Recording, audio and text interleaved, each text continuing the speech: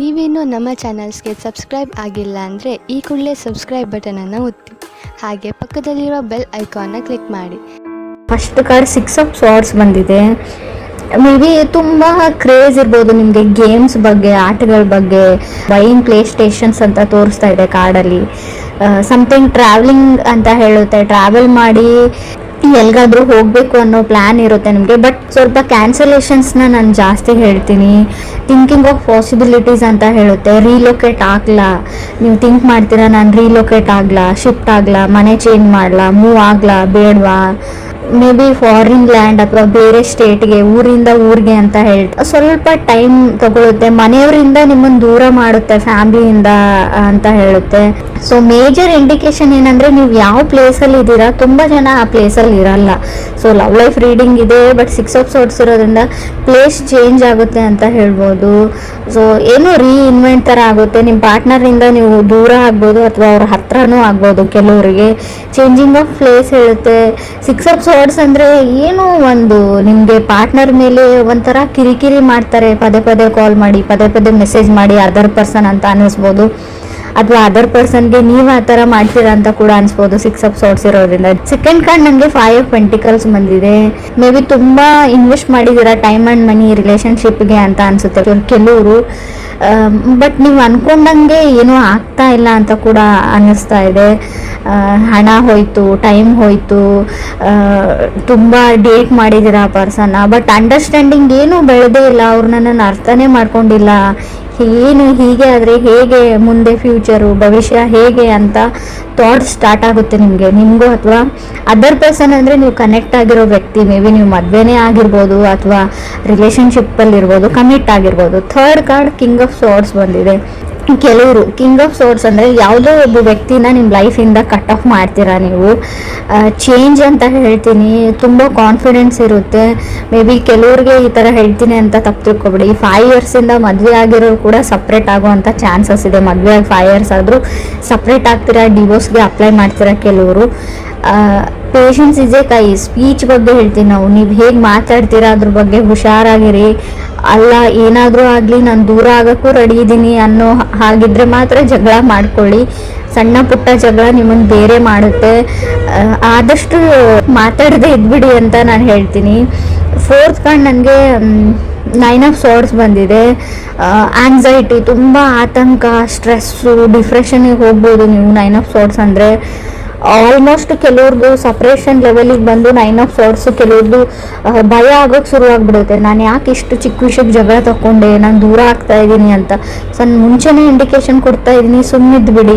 Fifth card ನನಗೆ 7 of cups ಬಂದಿದೆ.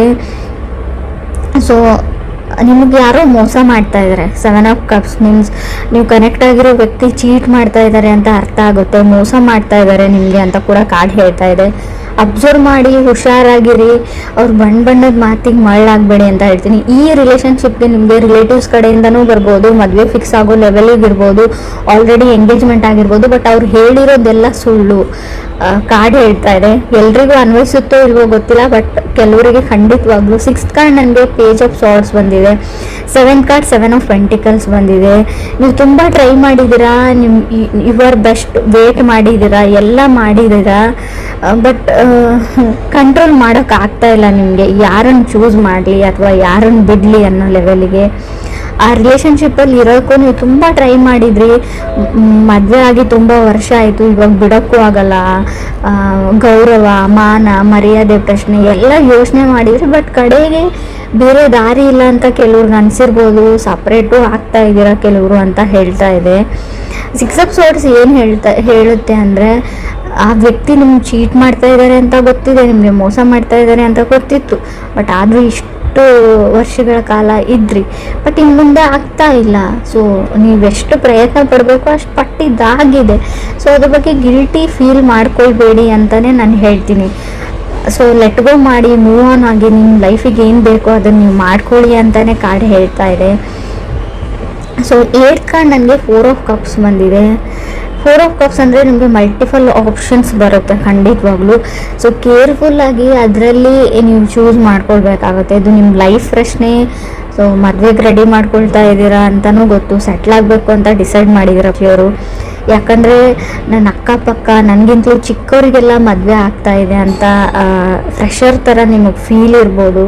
So ಅದಕ್ಕೋಸ್ಕರ ನೀವು ಈ ಡಿಸಿಷನ್ನು ತೊಗೊಂಡಿರ್ಬೋದು. ಬಟ್ ಮನೆಯವ್ರನ್ನೇ ನಂಬಿ ಹೋಗ್ತೀನಿ ಅನ್ನೋದು ಕೂಡ ತಪ್ಪು, ಅಥವಾ ನೀವು ನನ್ನ ನಂಬಿಕೆ ಮೇಲೆ ಹೋಗ್ತೀನಿ ಅನ್ನೋದು ಕೂಡ ತಪ್ಪು. ಇಬ್ಬರಿಗಂತೂ ಡಿಸ್ಕಸ್ ಮಾಡಿಬಿಟ್ಟು ಸ್ವಲ್ಪ ಯಾರಿಗಾದ್ರೂ ಗೊತ್ತಿರೋರಿಗೆ ಅವ್ರ ಬಗ್ಗೆ ಇನ್ನೊಂದು ಕಡೆ ಸರ್ತಿ ಎಂಕ್ವೈರಿ ವಿಚಾರಣೆ ಮಾಡಿ ವಿಚಾರಿಸಿ ಈ ಮುಂದಕ್ಕೆ ಹೆಜ್ಜೆ ಇಡೋ ಸರಿ ಅಂತ ಹೇಳ್ತೀನಿ. ಕೆಲವರು ಮೋಸ ಹೋಗೋ ಚಾನ್ಸಸ್ ತುಂಬ ಕಾಣಿಸ್ತಾ ಇದೆ ಅಂತ ನಾನು ಒತ್ತಿ ಹೇಳ್ತಾ ಇದ್ದೀನಿ. ಇದನ್ನು ಮದುವೆ ಅಂತ ಮಾತುಕತೆ ಬೇರೆ. ಇನ್ನು ಕೆಲವ್ರಿಗೆ ನಾನು 9th ಕಾರ್ಡ್ ನನಗೆ ಏಸ್ ಆಫ್ ಕಪ್ಸ್ ಬಂದಿದೆ. ಯಾರನ್ನ ನಿಮ್ಮ ಲೈಫಲ್ಲಿ ಅಲೋವ್ ಮಾಡ್ಕೊಳ್ತೀರಾ ಅನ್ನೋದು ಕೂಡ ನಿಮ್ಮ ಮೇಲೆ ಬಿಟ್ಟಿರೋ ವಿಚಾರ ಅಂತ ನಾನು ಹೇಳ್ತೀನಿ. ಆಪ್ಷನ್ಸ್ ತುಂಬ ಇದೆ, ತುಂಬ ಕಾಂಪ್ಲಿಕೇಟೆಡ್ ಲವ್ ಅಂತ ಅನಿಸುತ್ತೆ. ನೀವು ಪ್ರೀತಿನ ಹುಡ್ಕೊಂಡು ಹೋಗಬೇಡಿ, ಅದಾಗದೇ ನಿಮ್ಮ ಹತ್ರಕ್ಕೆ ಬರುತ್ತೆ ಅಂತಲೂ ಕಾಡೇ ಹೇಳ್ತಾ ಇದೆ.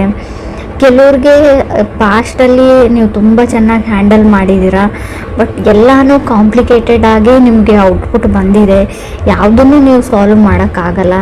ಕೆಲವ್ರಿಗೆ ನಾನು ಏಸ್ ಆಫ್ ಕಪ್ಸ್ ಇರೋದ್ರಿಂದ ನೀವು ಸಿಂಗಲ್ ಆಗಿರೋರು ಖಂಡಿತವಾಗ್ಲೂ ನೋ ಮೋರ್ ಸಿಂಗಲ್ ಅಂತ ತೋರಿಸ್ತಾ ಇದೆ. ಖಂಡಿತವಾಗ್ಲೂ ನೀವು ಕಪಲ್ಸ್ ಆಗ್ತೀರಾ, ಪೇರ್ ಆಗ್ತೀರಾ. ಮದುವೆಗೆ ವೇಟ್ ಮಾಡ್ತಾ ಇದ್ದರೆ ಖಂಡಿತವಾಗ್ಲೂ ನಿಮ್ಮ ಮದುವೆ ಫಿಕ್ಸ್ ಆಗೋ ಎಲ್ಲ ಪಾಸಿಬಿಲಿಟೀಸು ಕಾರ್ಡಲ್ಲಿ ತೋರಿಸ್ತಾ ಇದೆ. ಏನು ಅಂದರೆ ಮೇ ಬಿ ನೀವು ಸ್ಟೂಡೆಂಟ್ಸ್ ಇದ್ದರೆ ನಿಮ್ಮ ಫ್ಯಾಮ್ಲಿಯಿಂದ ದೂರ ಹೋಗಿ ಹೈಯರ್ ಎಜುಕೇಷನ್ನ ಮಾಡ್ಬೋದು. ಬಟ್ ನಿಮ್ಮ ಪ್ರೀತಿ ಪಾತ್ರನ, ನಾನು ಲವ್ ಅಂದರೆ ರಿಲೇಷನ್ಶಿಪ್ ಅಂದರೆ ಹುಡುಗ ಹುಡುಗಿ ಅಥವಾ ಹೆಣ್ಣು ಗಂಡು ಮತ್ತೇನೇ ಇರುತ್ತೆ ಅಂತ ಹೇಳಲ್ಲ. ಮೇ ಬಿ ನೀವು ಯಾರನ್ನ ತುಂಬ ಪ್ರೀತಿಸ್ತೀರಾ ಅವರಿಂದ ಸ್ವಲ್ಪ ದೂರ ಹೋಗಬೇಕಾಗುತ್ತೆ ಅಂತ ರೀಡಿಂಗ್ ಹೇಳ್ತಾ ಇದೆ. ರೀಲೋಕೇಟ್ ಆಗ್ಬೋದು ನೀವು ಅಂತ. ಸೊ ಕೆಲವ್ರಿಗೆ ಬೇಸಿಕಲಿ ರಿಲೇಷನ್ಶಿಪ್ಪಲ್ಲಿ ತುಂಬ ಬೇಗ ಬೀಳುವಂಥ ಚಾನ್ಸಸ್ ಇದೆ. ಫಾಲಿನ್ ಇನ್ ಲವ್ ಅಂತ ಕೂಡ 7 ಆಫ್ ಕಪ್ಸ್ ಇರೋದ್ರಿಂದ, ಅದು 5th ಪ್ಲೇಸಲ್ಲಿ ಸೆವೆಂತ್ ಕಾರ್ಡ್ ಬಂದರೆ, 7 ಆಫ್ ಕಪ್ಸ್ ಬಂದರೆ, ನಾವು ಪೇಜ್ ಆಫ್ ಸಾರ್ಟ್ಸ್ ಮಧ್ಯೆ ಬಂದರೆ ಖಂಡಿತವಾಗ್ಲೂ ಅಷ್ಟೇ ಬೇಗ ಬ್ರೇಕಪ್ ಮಾಡ್ಕೊಳ್ಳೋವಂಥ ಚಾನ್ಸಸ್ ಇದೆ. ಸೊ ನಿಧಾನವೇ ಪ್ರಧಾನ ಅಂತ ಹೇಳ್ತೀವಿ. ತಾಳ್ಮೆ ತುಂಬ ಇಂಪಾರ್ಟೆಂಟು. ಇನ್ನೂ ಕೆಲವ್ರಿಗೆ ನೀವು ಮ್ಯಾರಿಡ್ ಇರ್ಬೋದು ಅಥವಾ ರಿಲೇಷನ್ಶಿಪ್ಪಲ್ಲಿ ಇರ್ಬೋದು, ಏನೋ ಸಣ್ಣ ಪುಟ್ಟ ವಿಷಯಕ್ಕೆ ಜಗಳ ಬರುತ್ತೆ ನಿಮ್ಮ ಮಧ್ಯೆ, ಮುಂಚೆ ಬರ್ತಾಯಿತ್ತು ಹಾಗೆ ಪ್ಯಾಚಪ್ ಆಗ್ತಾಯಿತ್ತು ಅಂದರೆ ಇನ್ನು ಮುಂದೆ ಪ್ಯಾಚಪ್ ಆಗೋ ಚಾನ್ಸಸ್ ಇಲ್ಲದೆ ಇರೋದ್ರಿಂದ ಜಗಳ ಮಾಡಿಕೊಂಡ್ರೂ ಸುಮ್ಮನೆ ಇರೋದು ಒಳ್ಳೆಯದು. ನಿಮಗೆ ಸ್ಪೆಷಲಿ ಹೇಳ್ತಾ ಇದ್ದೀನಿ, ನೀವು ಸುಮ್ಮನೆ ಇರೋದ್ರಿಂದ ನಿಮ್ಮ ರಿಲೇಷನ್ಶಿಪ್ ಉಳ್ಕೊಳ್ಳುತ್ತೆ. ಯಾವುದೇ ರಿಸ್ಕನ್ನು ಕೂಡ ತಗೊಳ್ಳದೇ ಇರೋದು ಬೆಟ್ರು. ನಾನೇನೋ ಹೇಳಬೇಕು ಯಾರಿಗೂ, ನಿಮ್ಮ ಬಾಸ್ ಇರಲಿ, ನಿಮ್ಮ ಮನೆಯವ್ರು ಅಥವಾ ನಿಮ್ಮ ತಂದೆ ತಾಯಿ ಇರಲಿ, ಅಥವಾ ನೀವು ಪ್ರೀತಿಸಿದ ವ್ಯಕ್ತಿನೇ ಇರಲಿ. ಸೊ ಅವ್ರಿಗೂ ಕೂಡ ನೀವು ಯಾವಾಗಲೂ ಅದೇ ಮಾತು ಹೇಳ್ತಾ ಇರ್ತೀರ, ಬಟ್ ಆ ಮಾತು ಮುಂಚೆ ಹರ್ಟ್ ಆಗಿರಲ್ಲ. ಬಟ್ ಇವಾಗ ನೀವೇನಾದರೂ ಹೇಳಿದರೆ ಅದೇ ಮಾತು ತುಂಬ ದೊಡ್ಡ ಮಟ್ಟದ ಗಾಯ ಮಾಡುತ್ತೆ ಅವ್ರಿಗೆ. ಇದರಿಂದ ಎಲ್ಲನೂ ನೀವು ಕಟ್ಟಿರೋ ಏನು ಹೇಳ್ತೀರ, ಇಲ್ಲಿವರೆಗೂ ಕಟ್ಕೊಂಡು ಬಂದಿರೋ ಸಂಪಾದಿಸಿದಂಥ ರಿಲೇಷನ್ಶಿಪ್ಪು, ಬಾಂಧವ್ಯ ಎಲ್ಲನೂ ಮುರಿದೋಗೋವಂಥ ಚಾನ್ಸಸ್ ಇದೆ. ರೀಡಿಂಗ್ ನೆಗೆಟಿವ್ ಅಂತ ಅಂದ್ಕೊಳ್ಬೇಡಿ, ತುಂಬ ಪಾಸಿಟಿವ್ನೆಸ್ ಇದೆ ಇಲ್ಲಿ. ಮದುವೆ ಆಗುತ್ತೆ, ಮದುವೆ ಫಿಕ್ಸ್ ಆಗುತ್ತೆ, ರಿಲೇಷನ್ಶಿಪ್ಪಲ್ಲಿ ಇರ್ತೀರಾ, ಫಾರಿನ್ ಲ್ಯಾಂಡಿಗೆ ಹೋಗೋ ಎಲ್ಲ ಚಾನ್ಸಸ್ ಇದೆ, ರಿಲೊಕೇಶನ್ ಇದೆ, ಹೈಯರ್ ಸ್ಟಡೀಸ್ ಇದೆ. ಕೆಲವ್ರಿಗೆ ನೀವು ಪ್ರೀತಿಸಿದ ವ್ಯಕ್ತಿನೂ ನಿಮ್ಗೆ ಸಿಗ್ತಾರೆ. ಬಟ್ ನಿಮ್ಮ ಮಾತಿನ ಬಗ್ಗೆ ಅಷ್ಟೇ ನೀವು ಗಮನ ಇರಬೇಕು, ಜಗಳ ಮಾಡ್ಕೊಳ್ಬಾರ್ದು ಅಷ್ಟೇ. ಕೆಲವ್ರು ಖಂಡಿತ ಜಗಳ ಆಗುತ್ತೆ, ಅವಾಗ ನಿಮ್ಗೆ ಆತಂಕ ಆಗುತ್ತೆ, ಸ್ಟ್ರೆಸ್ ಆಗುತ್ತೆ. ಬಟ್ ಅದು ಕಾನ್ಸಿಕ್ವೆನ್ಸಸ್ ಅಂತ ಹೇಳ್ತೀವಿ. ಮಾಡ್ಕೊಂಡಿರೋ ತಪ್ಪಿಗೆ ಅದನ್ನೆಲ್ಲ ನಾವು ಅನುಭವಿಸ್ಬೇಕು. ಏನೇ ಬರಲಿ ಅದನ್ನು ಹೆದರಿಸ್ತೀನಿ ಅನ್ನೋ ಕಾನ್ಫಿಡೆನ್ಸ್ ಇರಲಿ. ಎಲ್ಲೂ ಕುಸ್ತೋಗ್ಬೇಡಿ ಅಂತ ನಾನು ಹೇಳ್ತೀನಿ. ಆಗೋಗಿದೆ. ಸೊ ಅದನ್ನು ಆದಷ್ಟು ಸರಿ ಮಾಡೋಕ್ಕಾಗ್ತಾ ಇದೆ ಸರಿ ಮಾಡ್ಕೊಳ್ಳಿ. ಇಲ್ಲ ನನಗಿಷ್ಟ ಇಲ್ಲ ಸರಿ ಮಾಡ್ಕೊಳ್ಳೋದಂದರೆ ಬಿಟ್ಬಿಡಿ. ಹಳೆದ್ರ ಬಗ್ಗೆ ಯೋಚನೆ ಮಾಡಬೇಡಿ, ಫ್ಯೂಚರ್ ಬಗ್ಗೆ ಥಿಂಕ್ ಮಾಡಿ, ಲೆಟ್ ಗೋ ಮಾಡಿ, ಮುಂದೆ ಹೋಗಿ ಅಂತ ಬೇಸಿಕಲಿ ಕಾರ್ಡ್ಸ್ ಹೇಳ್ತಾ ಇದೆ. ಸಿಂಗಲ್ಸ್ ಇರೋರ್ಗೂ ಅಷ್ಟೇ, ಖಂಡಿತವಾಗ್ಲೂ ನಿಮ್ಮ ಲೈಫಲ್ಲಿ ಹೊಸ ವ್ಯಕ್ತಿ ಬರೋ ಚಾನ್ಸಸ್ ಪೇಜ್ ಆಫ್ ಸಾರ್ಟ್ಸ್ ಇರೋದ್ರಿಂದ ಕ್ಲಿಯರ್ಲಿ ಗೊತ್ತಾಗ್ತಾ ಇದೆ. ಸೊ ಕೆಲವ್ರು ನಿಮಗೆ ಮೋಸ ಮಾಡ್ಬೋದು. ಸೊ ಅದರಿಂದ ಕೂಡ ಹುಷಾರಾಗಿರಿ ಅಂತ ಹೇಳ್ತೀನಿ.